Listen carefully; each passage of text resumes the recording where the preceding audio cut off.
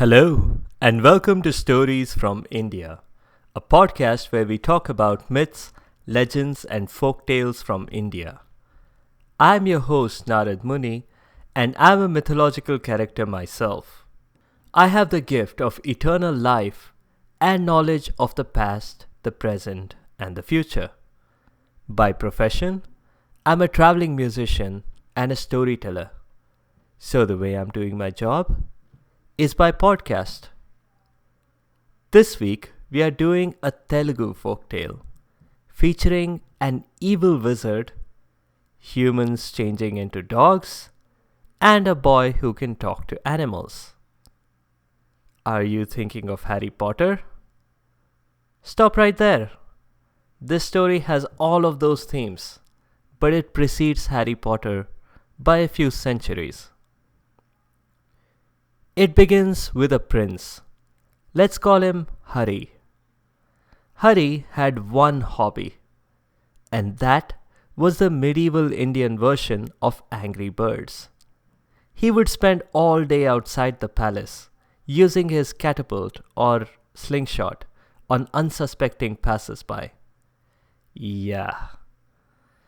When poor farmers were returning home after having worked for hours in the field, they would fall victim to the prince's slingshot. It was worse with the people who fetched water. Hari would love to break the pots they'd carry. He'd break the pot and drench the person who was carrying it on their head. It was twice the fun for the effort of one. People shrugged it off, and after all, what else could they do? The boy was the prince. If they told him off, they'd probably not get their next tax returns back. When one lady fell victim to the prince's tricks and the water completely ruined her hair, she was finally annoyed enough to do something about it. And what she did was to calmly look up and pray to the gods, wishing that the boy would have a more substantial parental influence in his life, perhaps an authority figure. "What do you mean?" asked Hari.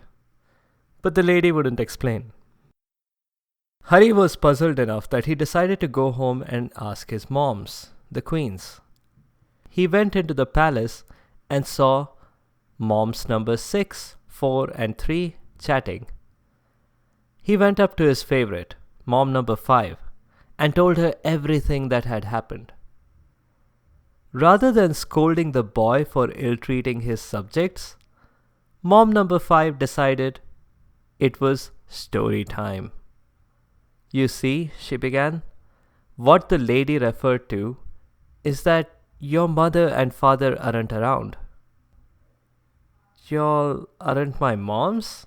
I have a father?" asked the boy. "Yes. Your mom and the 6 of us are all sisters, so you're really just our nephew." Oblivious to the boy's shock, mom number 5, now auntie number 5, continued. "I'll explain. 7 of us sisters were married to 7 princes, and we all lived happily together until..." "Until what?" asked Hari. "Until you were born." Way to traumatize a child there, auntie number 5. But the boy had been evil with his slingshot practice. He does not have my full sympathy. Auntie number 5 continued. "When you were maybe a day or 2 old, your dad and 6 uncles all went hunting." "Why? When I was just a day old? Weren't they pleased to see me? Didn't they want to play with me?" "I think they did it to escape diaper duty," said auntie number 5. "But regardless, after they left, a strange man entered our palace. One moment he wasn't there, and the next, he was. It was like he had apparated or something. Anyway, he wanted your mom to go with him." "Why?" asked the boy, who was now quite confused by all these revelations. I don't know, said Auntie number 5. Maybe he just liked her. She was the smartest of all of us. Anyway, she refused. So he used some kind of spell to change her into a dog. And then he took off with her. And did she just go with him? Didn't she try to bite or fight back? Asked the boy. No, said Auntie number 5. The magician thought of that, I think.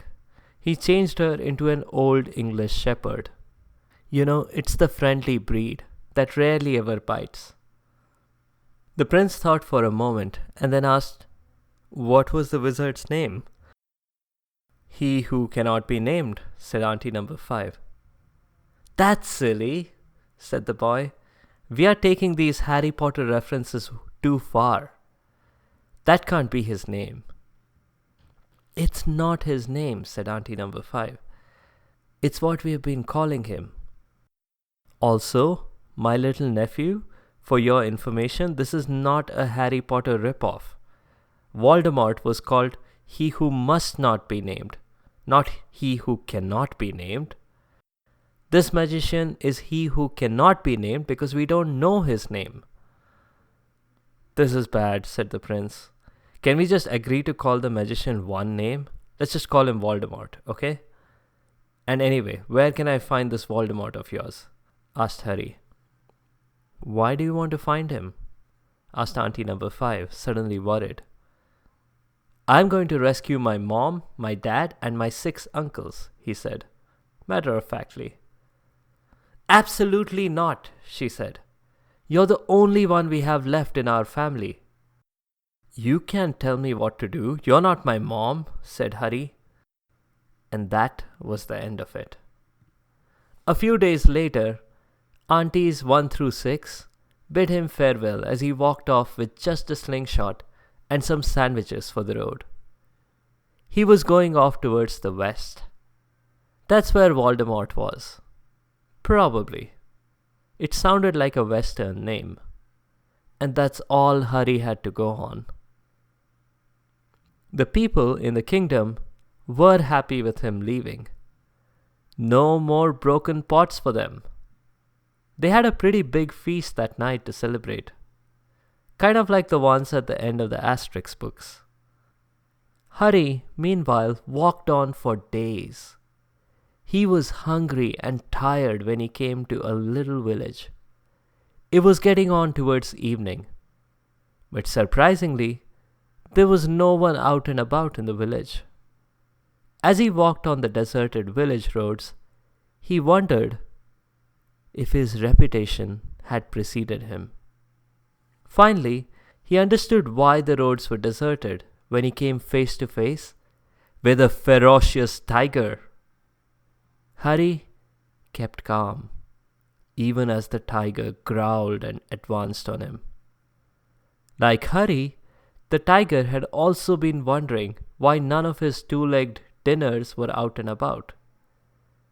He was pretty hungry, and though Harry wasn't a full-grown adult, he'd probably do as an appetizer. Harry stayed calm and quickly drew his slingshot. He'd been itching to do this. It had been a whole week since he had last used the slingshot. He took careful aim. As the tiger got closer, Harry hit the tiger squarely in the eye. Ouch, said the tiger.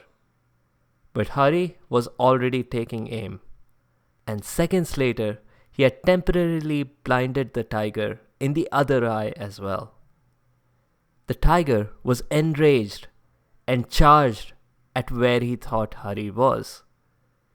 Harry calmly dodged him, just like a matador in a bullfight.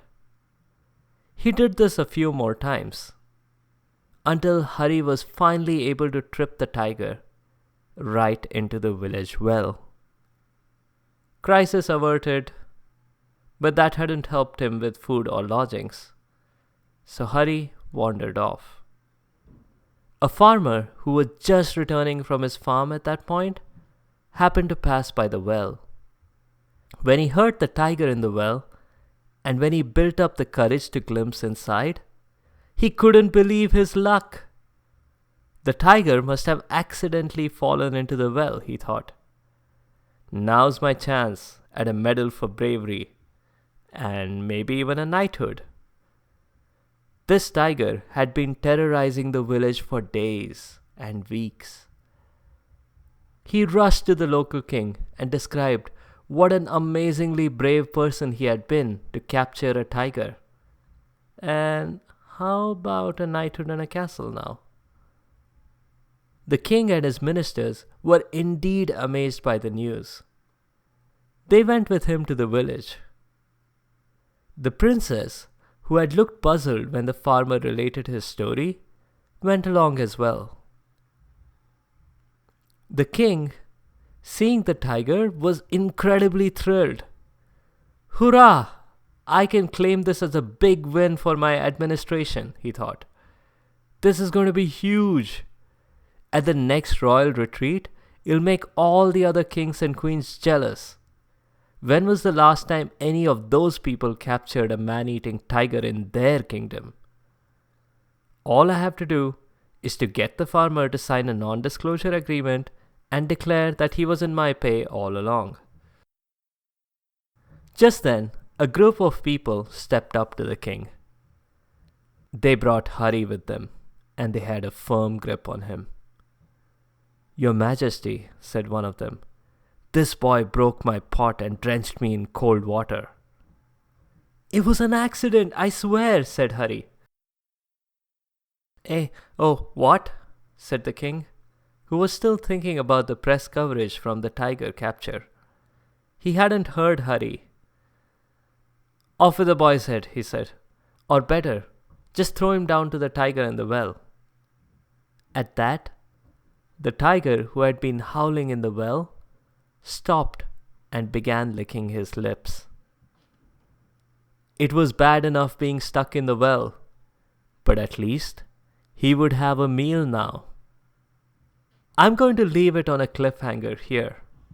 We'll pick up the story again next week, where we'll encounter talking animals and the showdown with Voldemort, and a reunion with a loved one. That's all I have for this week. In the next mini episode, we'll meet my brother. Yep, he's the son of Brahma, just like me. One of the 7 great Hall of Fame rishis cursed him. He was cursed to consume everything in his vicinity. Sort of like an ancient Indian version of binge eating. Our dad stepped in naturally and tweaked the curse a little bit. So now, my brother is the purifier of everything. If you have comments or suggestions, please leave a comment or a review on the site sfipodcast.com or tweet at sfipodcast. You can also find me on Instagram and Facebook. Be sure to subscribe to the show to get notified automatically of new episodes. Thanks to all you listeners for your continued support. The music is from purpleplanet.com. That's purple-planet.com. I'll see you later.